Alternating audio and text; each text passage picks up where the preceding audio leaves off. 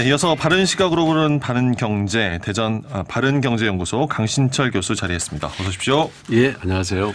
교수님 요즘 그 경제가 정말 어렵습니다. 네. 뭐 연일 어렵다는 이야기가 나와서 참 얼마나 더 어려워질까 걱정뿐인데 오늘은 전반적인 경제 상황을 좀 진단해 보고요. 앞으로의 전망 그리고 어렵겠지만 해결 방안에 대해 좀 모색해 보는 시간 갖도록 하겠습니다. 먼저 여러 가지 좀 경제 상황을 나타내는 지표들 교수님 정리를 해주신다면요. 예, 우리가 흔히 한 나라 경제 상태를 진단하기 위해서는 물가, 이자, 환율, 주가, 무역 수지, 경제 성장률, 실업률 이런 것들을 살펴보는데요. 예. 이런 주요 경제 지표들은 한국은행 홈페이지 들어가면은 가장 최신 정보를 볼 수 있습니다. 우선 1사분기 GDP 성장률이 전기 대비 0.6% 성장을 했고요. 작년 동기에 비하면은 3% 성장한 것으로 나타납니다. 네. 그러니까 이제 경제 성장률은 연초 예상보다는 좀 낮아졌지만 그래도 아직 마이너스 성장은 아니다라는 거고요. 그렇군요. 예. 그다음에 이제 물가는 소비자 물가 지수하고 이제 생산자 물가 지수로 나뉘는데요. 6월 소비자 물가 지수가 108.22로 그러니까 전년 동기 대비 무려 6%나 올랐고요. 생산자 물가 지수도 119.24로 전년 동기 대비 무려 9.7%나 상승을 한 상태입니다. 네. 이 소비자 물가 지수는 외환위기 당시인 1998년 기록한 6.8% 이후 23년 만에 가장 높은 수치인 걸로 나타나고요. 네. 예, 물가가 외국에서 수입된 그 유류나 곡물 중심으로 오르다 보니까 특히 서민들의 체감도가 더 크고 대외적 상황이 바뀌지 않는 한 이 고물가 행진은 지속되지 않을까 그런 상황입니다. 네.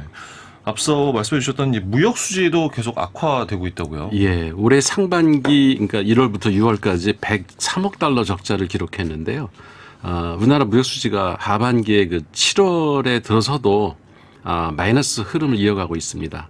이달 들어서 열흘 만에 무역 수지 적자가 55억 달러 이상 증가하면서 적자 누적치가 이제 159억 달러 육박하게 됐고요.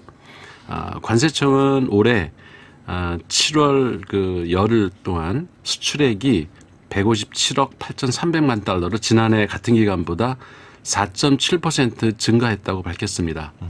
그러니까 주요 품목별 수출액은 반도체, 석유 제품, 승용차 등이 이제 작년 같은 기간보다 증가한 반면에 정밀기기나 이제 가전 제품 그리고 자동차 부품, 철강 제품 수출은 감소를 했습니다. 예.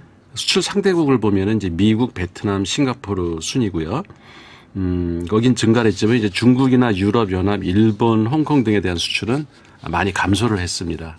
그러니까 이달 들어서 열흘간 수입액은 작년 동기 대비 14.1% 증가한 213억 1,100만 달러로서 우크라이나 전쟁에 따른 그 공급망 차질 심화가 지속하면서 원유, 석탄, 가스 등 그 에너지 수입 증가세가 이어졌습니다.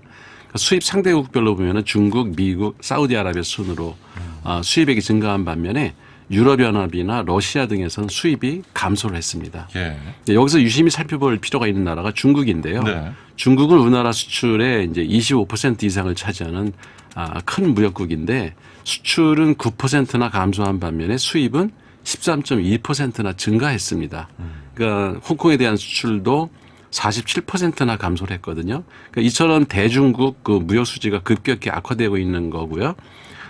이는 윤석열 대통령이 그 선거 과정이나 그 선거 후에도 당선된 후에도 대중국 강경 발언을 한다든지 중국 러시아 동맹에 대항하는 그 나토 회의에 참석하는 등 그 친미 친일 외교 정책 행보가 대중국 무역 수지 악화와 전혀 무관하지는 않을 거라는 생각이 그렇죠. 듭니다. 중국은 이제 개입을 직접 하는 그런 그리고 나라니까요. 상당히 강경 발언을 중국 관료들이 내놓고 있고요. 예. 그 소비자 물가 지수 못지않게 이제 국민들의 삶에 영향을 미치는 경제 지표가 이제 금리, 환율, 또 주가일 텐데 예, 이 세 가지 지표가 이제 모두 안 좋죠. 거의 최악이죠. 예. 예. 어제 코스피 지수가 2,340이고 올해도 또 오늘도 또 떨어졌더라고요. 그리고 코스피와 코스닥 지수가 올 들어서 그러니까 23%, 31% 각각 급락을 했고요. 달러 환율은 오늘 1,310원이 넘어갔습니다. 그러니까 13년 만에 1,300원을 돌파했고 예. 금리는 뭐 다 아시다시피 계속 오르고 있는 상황이죠. CD 금리, 국고채, 회사채 금리가 모두 이제 오르고 있고요. 은행 대출 금리도 2009년 금융위기 이후에 최고점을 찍고 있습니다. 네.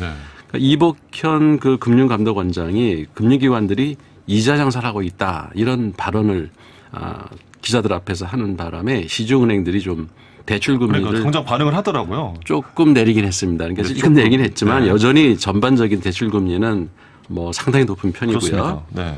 게다가 내일로 예정되어 있는 그 금융통화위원회에서 기준금리를 올리면 은행 대출 금리는 더 오를 수도 있는 상황입니다. 그러니까 0.5%를 올리냐 아니면 0.25% 올릴 것이냐 이런 전망이 엇갈리고 있는데 미국 연준이 지난 이달 27일경에 또 0.75%를 기준금리 올릴 예정이어서 미국과 금리 격차가 너무 벌어지면 해외 자금이 유출되지 않겠습니까? 그렇죠. 그럼 이제 금융시장이 무너질 우려가 있기 때문에 금리 인상은 불가피할 것으로 보입니다. 네. 내일 발표가 좀 관심이 가질 수밖에 없고. 예. 교수님, 이제 경제 고통 지수라는 것도 있지 않습니까? 예, 이게 이제 얼마 전에 나온 건데요. 경제 고통 지수는 미국 경제학자 아서 오쿤이라는 분이 이제 착안한 지표인데 소비자 물가 상승률하고 실업률을 합해서 국민이 체감하는 경제적 어려움을 이제 이게 수치화한 것인데요. 예. 경제 고통 지수가 높은 것은 실업률이나 물가 상승이 높아져서 국민이 느끼는 경제적 어려움이 크다 이런 의미를 담고 있고요. 통계청 자료에 의하면은 지난달 경제 고통 지수가 8.4로서 2001년 이후 21년 만에 가장 높은 수치를 나타내고 있습니다. 그럼 2000년대 후반 금융위기 때보다도 더 어려움을 느끼고 그렇죠. 있다는 건데 어떻습니까? 지금 새 정부의 대응은 어떻게 좀 적절하게 되고 있다라고 판단을 하십니까?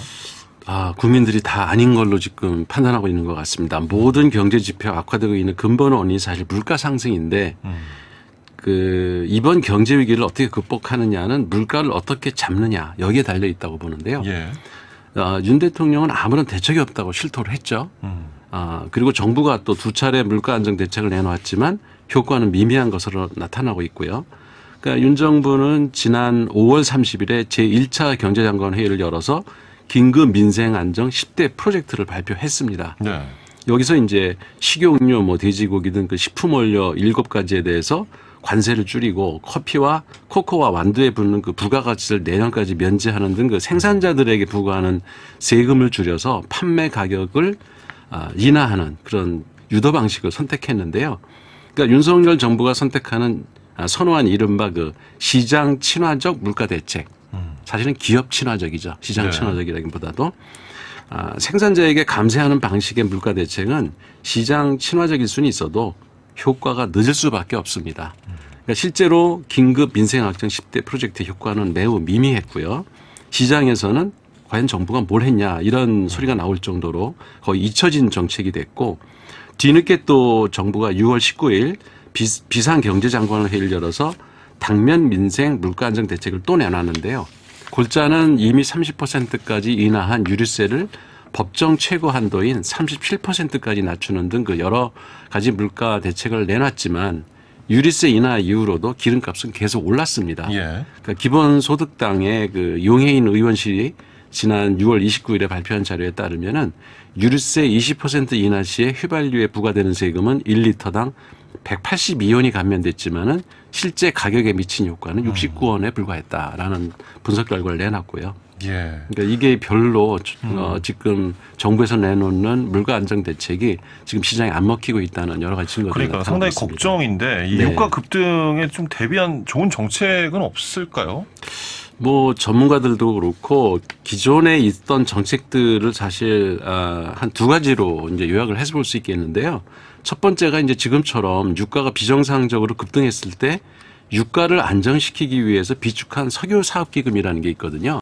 네. 예, 이럴 때 풀어서 이거를 유가를 한 20 내지 30% 낮춰주든지 그럼 한 600원 내지 700원 정도 내릴 수 있는 여지가 있는 거죠. 아니면은 그 저소득층에 한해서 이제 현금을 지급하는 유가 환급금 제도를 시행하는 한 방법이 있습니다. 네. 이 유가가 급등하던 2008년 당시 이명박 정부에서도 저소득층에게 현금을 직접 지급하는 이 유가 환급금 제도를 시행한 적이 있는데요. 명칭이 환급금이지 실제로는 유류를 뭐 구매하지 않든 하든 상관없이 연소득이 3,600만 원 이하인 근로자들한테 최대 24만 원을 지급한 적이 있습니다. 일괄적으로요? 네. 예. 그래서 수요 측면에서 물가를 자극하지 않는 범위 내에서 고물가로 고통을 받는 그 소득계층에 직접 현금을 지급한 선례이고요. 당시 소득 재분배와 소비 효과 등이 있다. 이런 것이 KDI 연구 결과 검증이 됐습니다. 또 광고해 볼 수 있는 방법이 있겠습니까? 또 한 가지 방법은 대중교통 요금을 전격 인하하는 방법이 있습니다.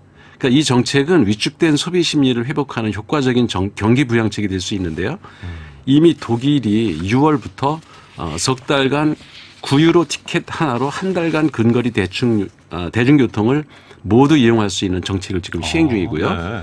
뉴질랜드는 지난 3월 그 석 달간 모든 대중교통 요금을 절반으로 줄이는 정책을 발표했습니다.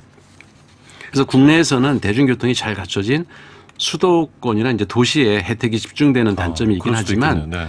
네. 대중교통 이용률을 높이는 효과를 낼 수 있고요. 또 대중교통 이율을 높이면 탄소를 저감시키는 데도 도움이 될 것이고 서민들의 물가 상승이란 인한 그 고통도 덜어주는 효과 그리고 소비 진작 효과가 있지 않을까 그런 생각을 해봅니다. 예.